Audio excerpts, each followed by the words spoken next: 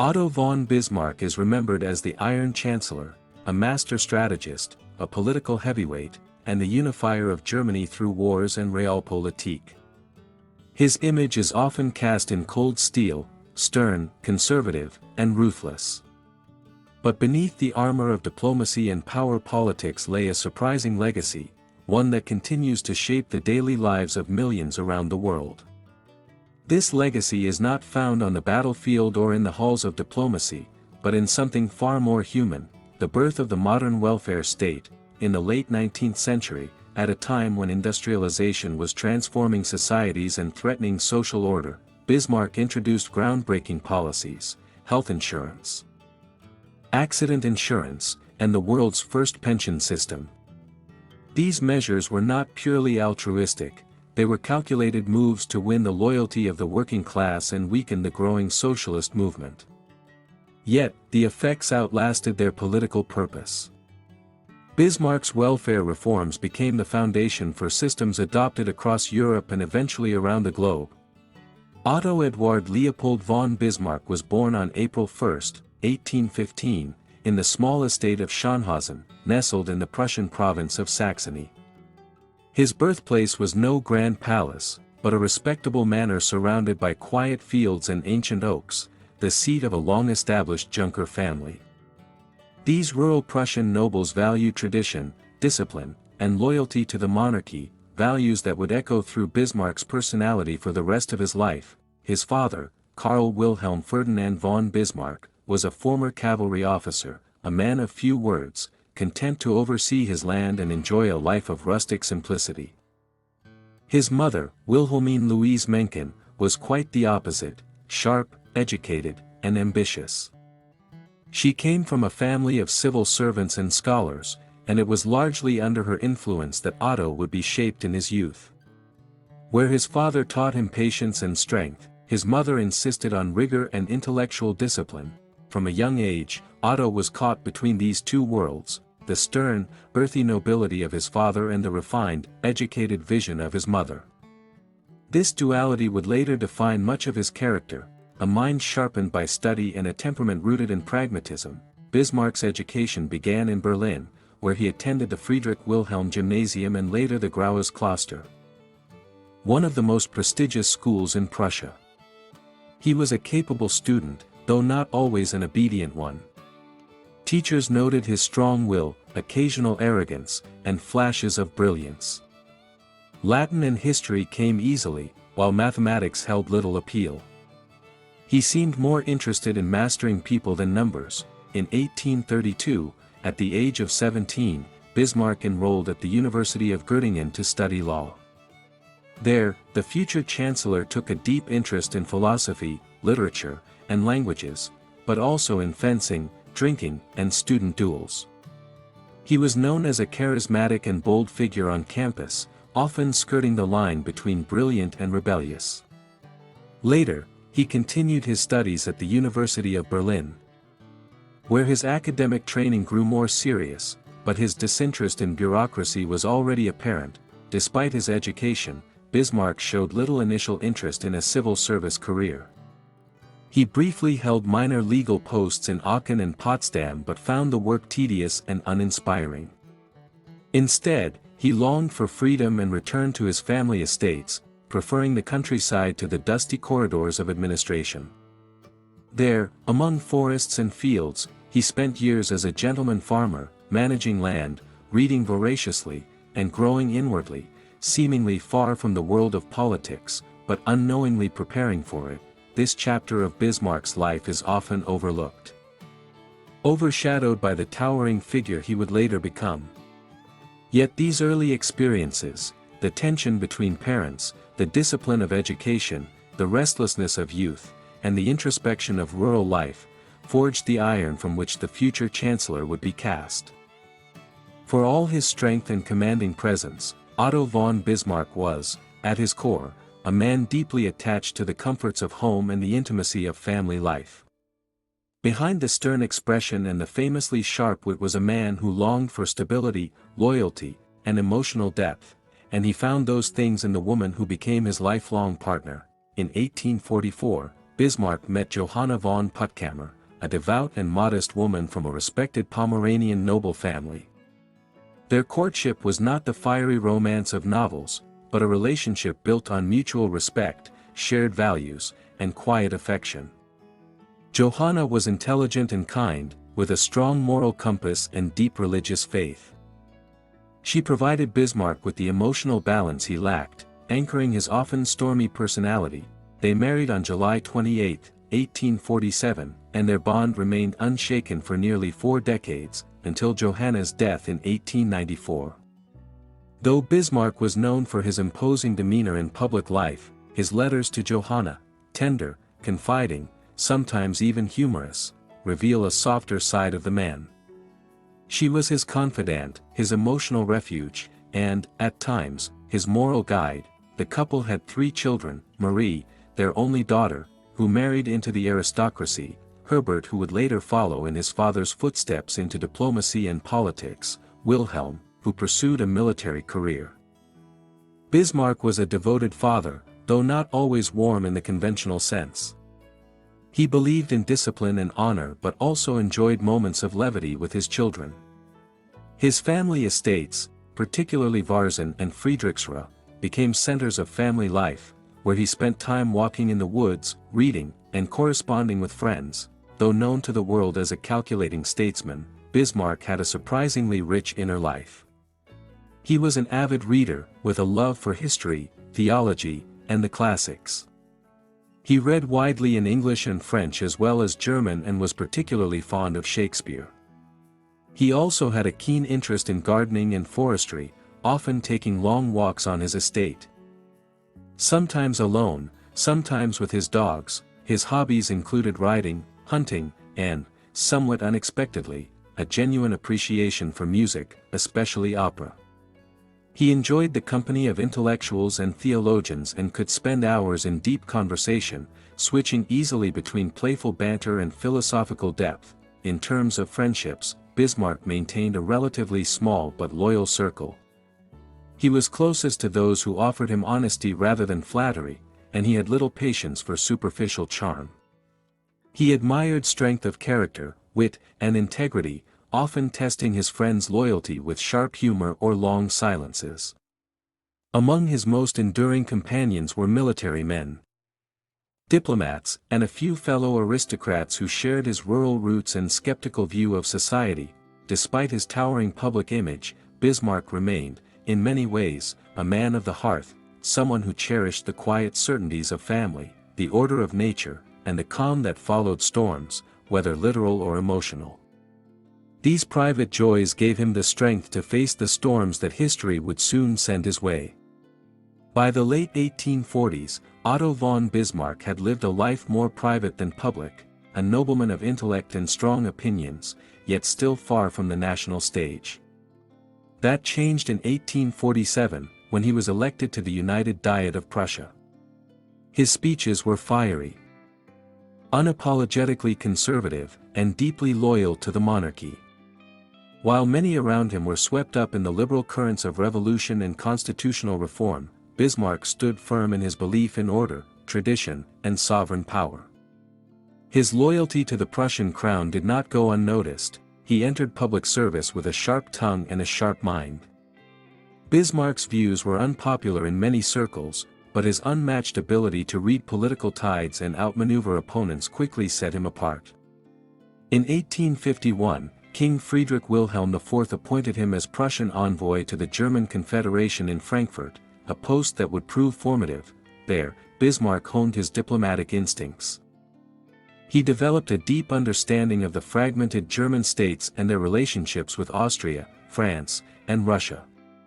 He also began to see that Austria, long dominant within the German Confederation, would need to be sidelined if Prussia were to rise. His diplomatic career continued with ambassadorships in St. Petersburg and Paris, where he observed great power politics firsthand. These years sharpened his strategic thinking. Bismarck was no idealist. He believed power was the currency of politics, and his approach, later coined realpolitik, was grounded in practicality, not principle. He saw alliances as tools, not friendships, and viewed war not as a failure of diplomacy, but sometimes its natural extension. In 1862, amid a constitutional crisis over military reform, King Wilhelm I turned to Bismarck in desperation. He was appointed minister-president of Prussia, and it was here that his influence began to reshape Europe. Bismarck wasted no time asserting his will. His now famous declaration that the great questions of the day will not be decided by speeches and majority decisions, but by blood and iron became his creed. Over the next decade, he orchestrated three pivotal wars that would lead to German unification. The Danish War from 1864, Prussia and Austria fought Denmark over the duchies of Schleswig and Holstein. It ended in victory, but set the stage for conflict between the two allies. The Austro-Prussian War from 1866, Bismarck masterfully provoked and then defeated Austria, excluding it from German affairs and creating the North German Confederation under Prussian leadership. The Franco-Prussian War from 1870 to 1871, manipulating a diplomatic incident, the EMS dispatch, Bismarck lured France into declaring war. The German states rallied together, and in the aftermath of France's defeat, the German Empire was proclaimed in the Hall of Mirrors at Versailles, with King Wilhelm I becoming the first German emperor. Bismarck became Chancellor of the German Empire, a position he held with formidable authority. He centralized power, managed internal divisions, and maintained a complex balance of alliances that kept Europe at peace for decades. His political brilliance lay not only in achieving unification, but in preserving it amidst a sea of rival interests and volatile ideologies. Though often portrayed as cold and manipulative, Bismarck's genius was in his ability to predict the moves of his adversaries and act decisively. He used war when necessary, peace when possible, and fear as a tool of negotiation. His wit, sarcasm, and command of language made him a formidable presence in both the cabinet and the diplomatic drawing room. By the 1880s, Bismarck was the dominant political figure in Europe. His web of alliances, especially the Triple Alliance with Austria-Hungary and Italy, helped keep the great powers from clashing. Yet his grip on power also bred resentment. Younger politicians, including the future Emperor Wilhelm II, viewed him as overbearing and outdated, while Otto von Bismarck was a master of power politics and diplomacy. One of his most unexpected legacies emerged not from the battlefield or the chancelleries of Europe, but from his response to a rising internal challenge, the growing demands of the working class. In the industrializing German Empire, the 1870s and 1880s were marked by rapid urbanization, the expansion of factories, and the emergence of a new political force, socialism. The Social Democratic Party was gaining popularity among workers who demanded better conditions, representation, and protection against poverty and exploitation. For Bismarck, this posed a dual threat, to the social order and to the loyalty of the people toward the monarchy. He feared that unchecked socialism would destabilize the empire from within. Bismarck, ever the strategist, chose not to merely crush the socialist movement with repression, though he did pass anti-socialist laws in 1878 that banned their meetings and publications, but to undermine their appeal by addressing the very problems that fueled them. He famously remarked, "If there is to be revolution, we would rather make it than suffer it." What followed was a series of groundbreaking measures that laid the foundation for the modern welfare state. Bismarck introduced the world's first system of compulsory health insurance in 1883. Designed to protect workers in the case of illness, it was funded jointly by employees, employers, and the state.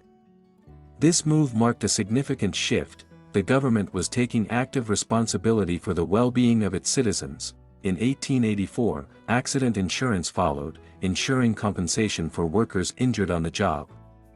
This policy placed the burden on employers but was designed to both support workers and promote safer working conditions in factories and mines. Perhaps the most far-reaching reform came in 1889, old age pensions. Bismarck introduced legislation that provided retirement benefits for workers aged 70 and above, an age most workers never reached at the time, but the symbolism was powerful. The state now promised support at life's end, a radical concept for its time. This pension system would later serve as the model for many nations around the world. Bismarck did not undertake these reforms out of humanitarian impulse alone.